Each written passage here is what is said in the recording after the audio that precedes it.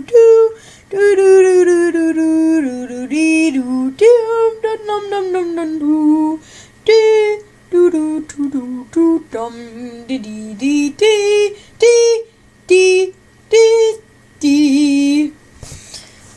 hello, this is Kellen with News Live, and today I will be talking about the moon landing.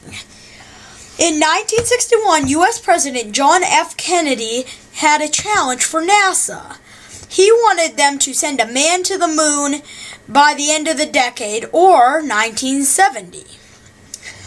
The race to meet his goal would take the biggest technological advancements the world had ever seen. The first few missions were just getting ready for the moon landing. Apollo 8 and Apollo 10 just flew to the moon and went around it and flew back to Earth. And eventually everything was ready. And on July 16th, they launched from Kennedy Space Center in Florida, and then they traveled to the moon and arrived in lunar orbit July 19th, landing today. Neil Armstrong did something no one had ever done. Before he set foot on the moon, people around the world watched and listened as Neil slowly climbed down the ladder of the lunar lander. Then he stepped on the moon's surface where he could look up and see the Earth far above him. He said, "That's one small step for a man, one huge leap for mankind." And Neil Armstrong is the first astronaut to step on the moon. He was soon joined by Buzz Aldrin. The two astronauts will spend 21 hours on the moon. They will do experiments and they will take pictures. And then after their stay on the moon, they will blast off in the top of the lunar lander and dock with Columbia, the command module, which is piloted by Michael Collins. And he had stayed in orbit around the moon waiting for Neil and Buzz. And then they will ride back to Earth. And now I will bring in Roger Gerberding to interview him about what he thinks about the moon landing. Hello there, Kellen. Hello. I'm running into the wires. How are you? Good. Good. So what do you want to know, sir? Well, I was wondering what you thought about this moon landing. Well, I'm tired. I've been awake all night watching it. It's been an interesting experience. It's something I've been looking forward to for a long time.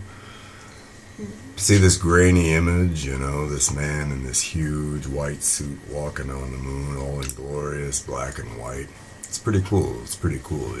Yeah. And as you know, people wrote about this for years. Jules Verne wrote about it in the 18th century. H.G. Wells wrote about it. So many science fiction writers had predicted the future, and people at the time said about them, these crazy men. Not just men, women too. Women like Mary Shelley, who wrote Frankenstein. These crazy people, what do they know what they're talking about? They don't, But they do. They do. Science fiction writers have always, in a way, kind of predicted the future, and it's, as I say, it's a great thing to see. It's a great thing to be alive for. Yeah. What else do you want to know? Well, I was wondering what do you think will happen next in the future? Oh man, who knows, Mary Shelley again with Frankenstein. People are talking about cloning in a way. Frankenstein's about cloning, making another human life from a former human life. Who knows what'll happen? Phones without wires. Computers that you can use to actually see people while you're talking to them. Telephones you can do the same thing with, Yeah. I don't know. I don't know if I'll live to see all of that, but I think it's pretty fascinating, and I'll bet you it'll happen. And I think it'll happen quicker than we think it will. Yeah. Maybe humans will even get out even farther into space. Yeah, maybe Mars is next. Maybe. Who knows? I don't know. No one does. Oh. But it was a good experience seeing it. And thank you for your time. Thank you, sir. You take care of yourself. And now I will bring in Kathleen Jurgens to interview her on what she thinks about the moon landing. Hi. Hi. Hi. Hi. My name's Kathleen Jurgens. Anyway, you had questions you wanted to ask me? I feel really short compared to you. Here, I'm going to stand a little. Okay. There. Am I too close? It's okay. Okay. Go ahead. Well, what do you think about this moon landing? Oh, I think it's a hoax. I think it's a dreadful hoax. The country has spent billions of dollars, and you know why? Because President Kennedy and the government want us to beat the Russians with the Sputnik thing. The Sputnik. All they want to do is beat the Sputniks. So, I've been reading and talking to friends, and my friends all say, conspiracy. You know what that means? Mm-hmm. Oh, you know all about this conspiracy? Mm-mm. Oh, let me tell you, but don't tell a lot of people, okay? Oh. Anyway, what happened is we believe that this was all filmed in a New York City, big city, and they got professional actors and named them Neil and Buzz and Michael, and then they created this big set. And they made paper mache rocks, lunar rocks. They created holes, like lunar craters. They painted a big backdrop that made it look like lunar skies. Lunar skies. And then they filmed all this. Do you have any questions? Well, yes, I do. I have some questions on what do you think about this actually happening someday?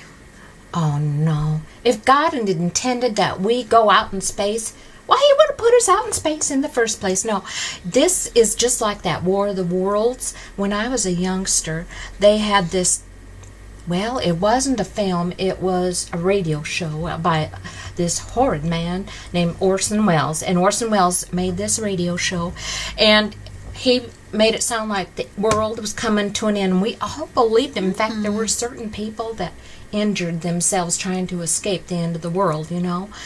And then they publicized it all across the nation. It was Halloween night, and there were people who believed it.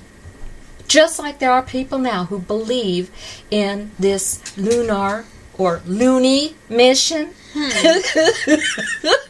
Anyway, we call it loony mission, you know, because it is loony. There's no way you could get a rocket ship that weighed 1 million pounds like that off the ground. And what would you have to say to the government about doing this? I think it was a terrible way for President Kennedy to get publicity, to make it look like we beat those Russians to the moon. Well, if the Russians want to go to the moon, let them take their Sputniks up there. I mean, what are we going to do with moon property? I mean, you know, but I think it's all falsehoods. Do you want to pet my kitty? No, thank you. Cute kitty. Anyway, here, sit down. Any more questions? Because I could talk about this for... Oh, dear. It looks like he got something caught in his teeth. Anyway, we could talk about this for hours, but it is conspiracy, and it's a waste of money, and it makes people fearful. It's a terrible, terrible thing. And you just think, you know, it's going to change the weather, sending things out in outer space. If they really did that, it would change the weather. It would send rocks our way, or lunar rocks. And it could cause insanity. Anything else I can do or help you with today? No, thank you. Okay, well, I really enjoyed my time on News Live. Yes. With Kelly. Thank you. And if you ever do meet an astronaut or somebody who pretends to run. Just run. They aren't real. Okay. Okay. And now it is time for the sports with Bob. So, now... what do you... Oh, and now you can comment to the news station about what you think about this broadcast and give some feedback. So, but now it is time for the sports with Bob.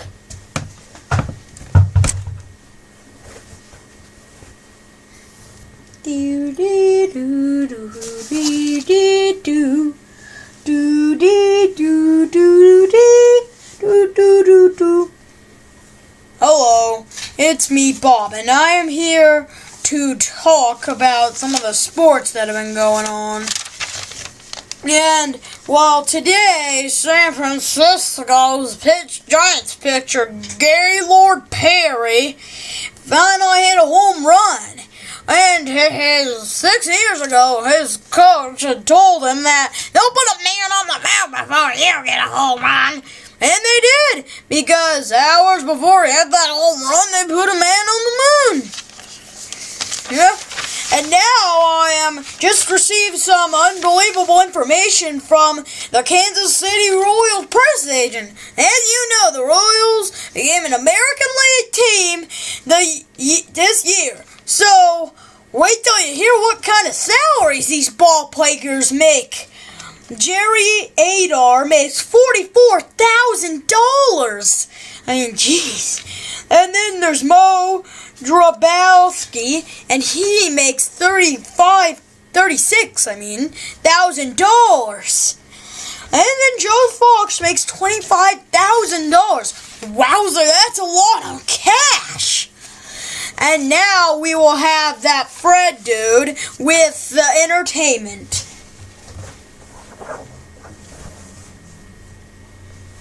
Do do do do do do dee do do dee do do do do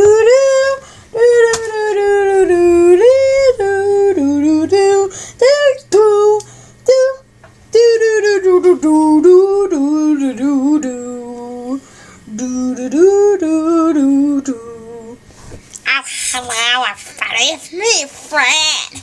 And I'm here to talk about some of the things we have in our entertainment. Okay, so now, in entertainment news, for those of you who missed the final voyage of the Enterprise, good news! Let That Be a Battlefield was the 15th episode of the 3rd season of original American science fiction television show Star Trek.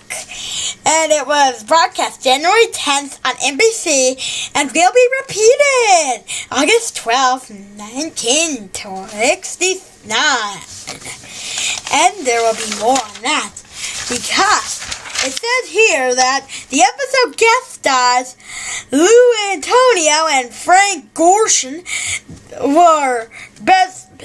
he was best known for his role as the Riddler in Batman's live-action television series.